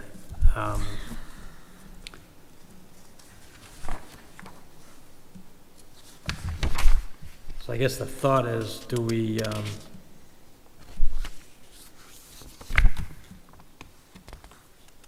it feels to me like this needs a more than a single meeting discussion in terms of recommendations we might want to make to adjustments to the draft. Right. And I wonder if we should, I mean, it's 8:45 now, so we're not going to get really through a lot of it, but I wonder if we should maybe just think about taking sections at a time and work our way every meeting through some sections, Yeah, that might make more sense. right? Yeah. And just kind of focus on do we have any changes, recommendation in these first three sections or something, and then work our way through the entire document. Yeah, And then get to a Makes point where we kind of have a draft of what we would recommend change in the draft ordinance Yeah. back to the planning board. It's 'Cause hard for me to- At the last meeting, Brian, I think I heard you comment, and when I was watching today, that this, maybe I'm thinking of a different topic. This isn't really on the planning board's radar right now in terms of any immediate activity. No, it's not. And it's sort of been overtaken Yeah. by the old Tower Hill Yeah. Road Yep, project. that makes sense. And there is a logical argument that even though this has been around longer and has kind of been idled at the side of the road, that maybe for the time being, you should focus on the project that has the momentum, which is the old Tower Hill Road, work on that, and then maybe come back and look at this at a later point in time. Yeah, yeah. Do you know if I guess we could go back and look, but I would assume from whenever this draft was in front of the planning board, I think it was a couple of years ago, or a few years ago in July, the minutes would potentially reflect their concerns or objections to it? I mean, is it something I could go back and try to? I could go back and look at the minutes, and let me see if I can at least give you some dates to filter through without going back. I through think the it was, last 3 if I'm not years. mistaken, I think it was July of '22 So that it was proposed to the planning board, if my reading is right. it first went to the planning board from Horsley Witten in '22. And then the Affordable Housing Board wrote a few letters and got it back on the agenda, I think in '24. Oh, okay. So it has been on a couple of meeting agendas, and let me see if I can get you those dates. Okay, I mean, I don't mind reading the minutes. Yeah. I'm just thinking if there's already known input from the planning board on what they perhaps may not have liked, it'd be a good starting point Right. for us from yeah, we agree with that too, or, we like that one, so how do we reinforce that? Yeah. it's always felt, to my memory, it's always felt that it was never, there was never a deep dive into it. Mhm. Like that I don't know whether I never Yeah, I got don't the know. feeling that If there were. you're looking for a discussion where they went line by Yeah. line through the proposed ordinance and said, we like this, we don't like that, and here's why. I don't think you're Probably going to not, find that. yeah, Right. okay, Right, that's a Yep. lot to ask for. yeah, okay. So do people agree, maybe we take, trying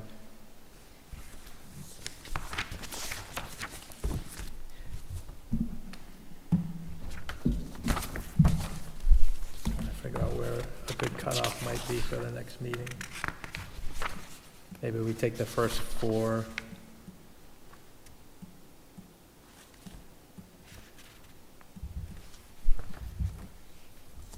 First four sections through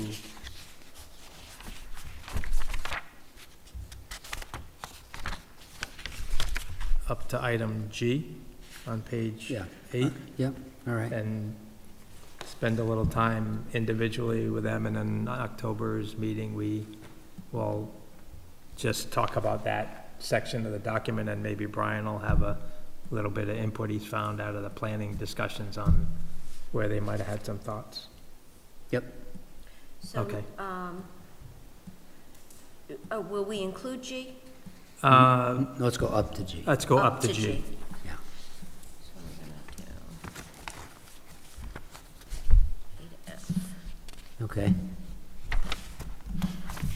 And then maybe we can take a second conversation, which would be the rest. Yep.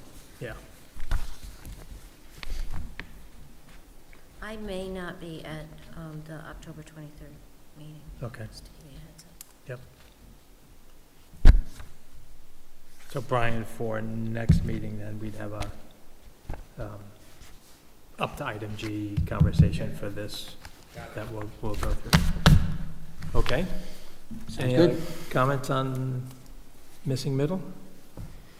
Okay, moving on, staff updates, the, non-renewal of the cottage ordinance. Yeah, so when I prepared your agenda, so the cottage community ordinance was created when it was originally adopted. It had a 1-year sunset provision on it, and then it was re-upped with a 2-year sunset provision on it. So it had just sunsetted, and we had brought it to the council to be renewed. At the initial meeting, they didn't renew it. They didn't make a decision on it. We were all kind of scratching our heads because the reason you put a sunset provision in something is because you are afraid of being overwhelmed by applications. And over the course of the last 3 years, we have had 0 cottage community applications. So we couldn't understand why there was a need for a sunset provision at all. However, at the last meeting, Monday night, they did pass it, this time with a 3-year sunset provision on it. So that has cleared itself up. I provided you with the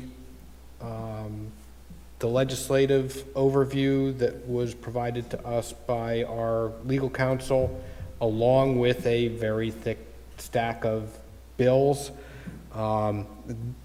That is an entire meeting's discussion if we want to have it at some point in time.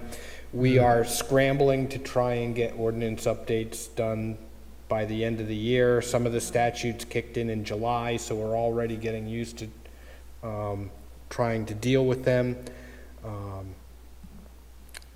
So that's something you guys can chip away with at your own, and it maybe come January, when we're start looking at implementing the ordinances to implement the legislation, we do have a meeting dedicated to that.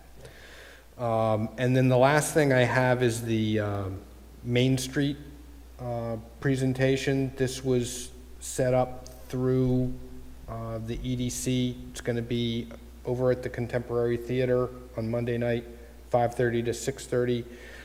For those of you who need some background, I think I put it in the email. There is an organization called Main Street America. They do this all over the country. There was some interest in town in creating a South Kingstown Main Street program, but as we came to learn, you can't have a municipal Main Street program without a state Main Street program that has to sponsor you in.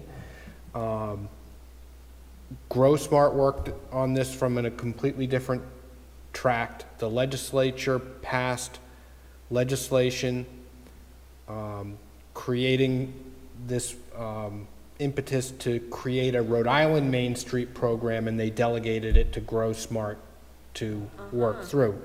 Grossmart is now looking for like 10 pilot communities to sign on and create local Main Street programs. So they will be here on Monday night talking about that and trying to generate interest in South Kingstown to do that. What you wind up with is a local Main Street program, a Main Street coordinator who will work on pulling development things together under the guidance. And a lot of communities around the country have very successful Main Street programs that do a lot in terms of preserving aesthetics, making things more walkable, pedestrian-friendly, you know, all of that kind of stuff. Kind of dovetails right into what we're doing, really. Right, and I would be very interested, I think I asked this early on as to whether or not anybody at Grossmart had seen the old Tower Hill Road neighborhood plan. It did win a Rhode Island Planners Association Best Plan of the Year award last year. I would be interested to see what their comments are on that and how it plays into the Main Street concept. Yeah, Because there's a lot of overlap. yeah. And so is there sort of a competition to who is chosen as a pilot? I don't know that there's a competition. I don't mean technically, but I think they're hoping to get 10 towns to sign. So 10 in Rhode Island. Yes. 10 what else, what other commitments does it take? What commitments does it take from people from our town? Like, I think that's a very good question for Monday night. okay, Right. Okay. yeah, And I will, we have a remote streaming thing, and unless Grossmart tells me I can't, oh, that'd be I'm great. going to set it up. Hopefully they have Wi-Fi and stuff over there. I assume they do that I can stream to. Yeah. That'd be So great. I will do my best to try and stream it out on Monday night. Okay. Great. Okay. One thing I just want to go back to is I just want to make sure we plan for follow-up. When we talked about getting something into the Independent and okay, we did come up with a plan. I just remembered. We came up with a plan that we're all going to submit our thoughts. We're going to and- submit some thoughts to Brian, and Gotcha. then Okay, we'll just put wanted that to be on the sure we next. followed that up. Yep. Okay. Yep. Okay.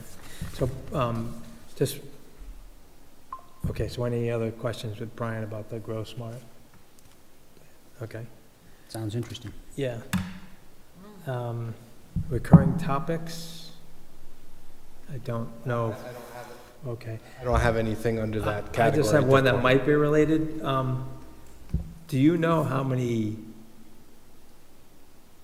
permits we've issued this year? Building permits? No, I don't, because I don't, planning doesn't track that. Okay. That's, I can ask for that information from Jamie Gorman, because I know he has to track that for the state. I'm for I'm various- just curious because I just read, I was reading something the other day relative to the inclusionary zoning question that I asked you about in mail.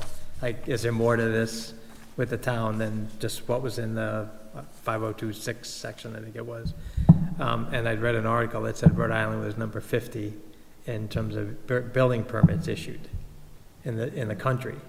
So I've just, and, I mean, granted, we're a small state, Yeah, I was but going to it's say, got that's to be, relative to population, I don't know I if it, suppose. well, I don't know what the relative association is to Yeah, figure yeah, out yeah. whether you're the smallest. I mean, we're not the but- smallest population state, No, but I was just, it kind of ran in my mind, like, I wonder what our trend is on building permits as we're going forward, because it has a direct impact about how many affordable units the town has an opportunity to build with just the building permits that are coming forward, Right. They've declined. or declined, yeah. No, they have declined. Yes, yes. In this month's Rhode Island Magazine, there's an article about housing, and they talk a lot about the issues in Narragansett. So if you read Rhode Island Magazine, the article, they said that in Rhode Island, new housing permits have declined this year. Uh-huh. It's a very, very lengthy article, and it's worth Is it? reading. Okay. Because they get a lot of information from the Pew Trust. Oh. So they kind of give you the big national picture. Yep. That there is a huge shortage of housing nationwide. Yep. And zoning is really the issue, is according to the Pew. Is that right? Well, and that sort of aligns with Providence being the city with the, like, across the country, Providence was the biggest gap in median income to price of housing. Oh, okay. Yeah, I mean, Yeah. it was a remarkable, Yeah. Yeah, the median price of homes in Rhode Island is up 57% Year over year? in Rhode Island. Is that 1 year? No, during a 5-year period. Oh, during a 5-year years, period, okay. I can't imagine it was Yeah, 1 yeah, I year. can But see it. 5-year, absolutely. Yeah. yeah, you can see it. Yeah, I yeah. can see it when I watch the houses pricing. Yeah. Yeah, Yeah, yeah. yeah. It looks like it's stabilizing a little bit. I mean, Seems like it, hard to tell. I mean, one just went in my neighborhood for 1.3. 3 months ago, one went for 1.1, and I thought that was going to be the cap. It was up another Keeps $200,000 on a smaller square footage home. So, yeah. But, I mean, it was kind of running through my mind. I don't know if that would be a good statistic for us to maybe once a quarter or something, keep a pulse on. Yeah, so Yeah. all of that data is being Yeah. collected. Some of the laws that have been passed the last couple of years have required that data be reported up through the state. So, you know, not only we're reporting overall building permits, we have to report ADUs. We have to report affordable development, and a couple of other things as well, I think. So those are all state mandated reports that have to be filed. And the rentals we're getting a little bit more of a handle on, right? The council is working on continuing to get the rental registry in place, which I think is a critical data set that we need to know a lot more about what it is and how it works. Because otherwise, you're flailing in the dark and trying to pass ordinances to deal with that segment. Okay, moving on. Any new discussion or future agenda items? In today's paper, The Independent, there were 2 articles about water restrictions.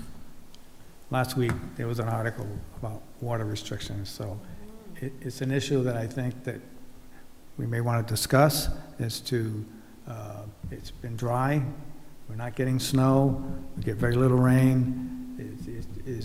Are the aquifers being restored sufficiently to provide adequate water supply, as we're discussing increasing housing, which means more people using this water, and will there be enough water for all of us? And it's a bit of a complex issue. And Brian, do you know where the water source or who the water company is for that Fairgrounds Road project? Who would that be? Isn't it Kingston? Isn't it Kingston I think Water? it's Kingston Water. There's a well, that lot immediately behind Fairgrounds Road is a Kingston Water District property, I believe, that's conserved as open space. They have a big well there. My son lives in West Kingston, and he hasn't been on a water ban. No, different water Yeah. company and different supply. Yeah. Yeah, it's Veolia that's had Yeah. the Yeah. ban. Tell me about it. But I think you're right. I think as we look at adding, volume of apartments and new housing and other businesses or whatever, certainly, It's an issue. What's it's the an issue, impact? right? What's the impact? Right. And I mean, I if saw we're on that water they- bans, then, It's interesting that they called out a bunch of addresses saying these are the, do you see that list of the big users? Yes. Yeah. They didn't name specific people, but they named a location. It's like, wow. Of who the big users, big scarlet letter. who is watering their lawn. Wow. All right, any other new topics or future topics? That brings us to adjournment. I have a motion to adjourn. So moved. A second? Second? All in favor? Aye. Aye. 9:06. Thank you. Thank you. Good meeting. Thank you very much. Thank you for running. Brian, off the record, I just want